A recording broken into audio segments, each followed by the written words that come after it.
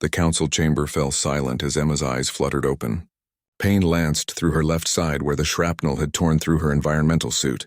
Through blurred vision, she saw them, 12 apex predators from across the galaxy, their forms towering and terrible, assembled in a perfect circle around her medical pod.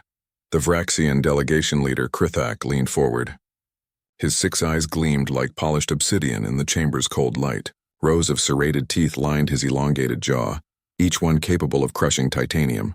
"The human awakens," he rumbled, his voice a subsonic growl that vibrated through Emma's bones. Emma tried to sit up, but her body refused to cooperate. The medical restraints held her gently in place.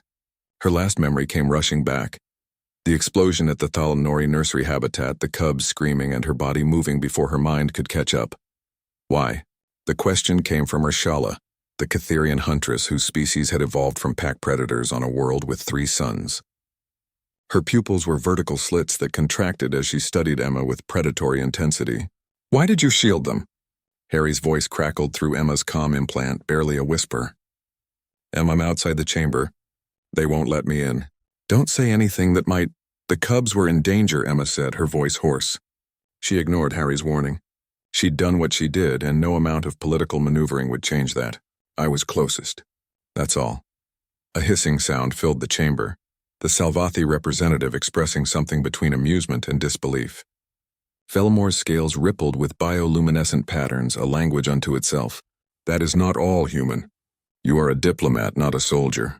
You had no combat training, no protective instincts for offspring not of your species, yet you moved with precision.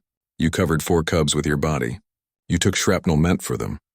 Emma remembered the weight of the cubs, their soft fur, their terrified chirps. The Thalnori were herbivores, prey species, delicate, gentle beings whose world had nearly been consumed by the Vraxian Dominion's expansion 3 cycles ago. Only the Galactic Predator Council's intervention had saved them, establishing them as a protected species. "They were children," Emma said simply. Krithak's massive clawed hand slammed against the metallic floor, the sound like thunder. "Children of prey. You understand what we are, human. We are apex predators. Every species in this council has evolved to hunt, to kill, to dominate.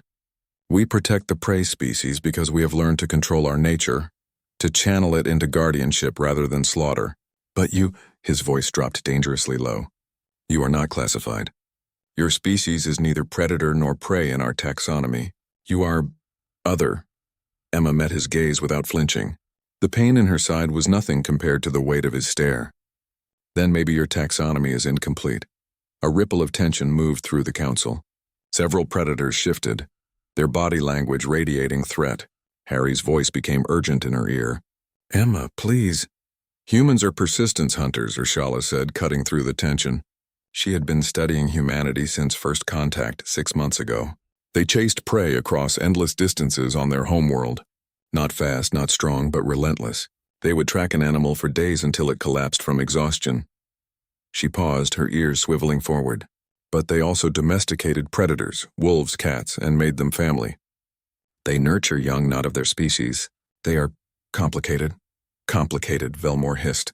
She demonstrated pack-bonding behavior with prey cubs she had met only twice before. "This is not normal predator behavior." Emma's head was clearing now, the medical pod's drugs doing their work. She could see the chamber more clearly.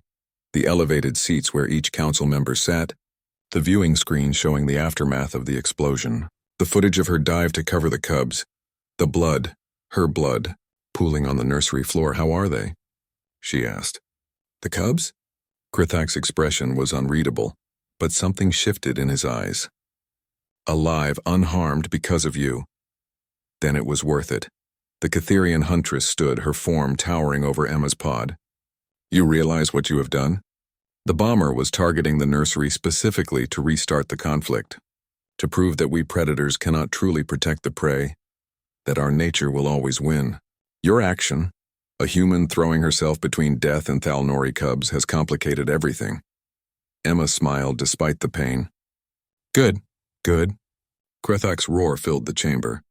"We have spent centuries building this peace, creating the council, establishing laws that keep our predatory instincts in check. And you, an uncategorized species barely into space travel, you disrupt it with a single act of reckless, Love, Urshala interrupted quietly. She did it out of love.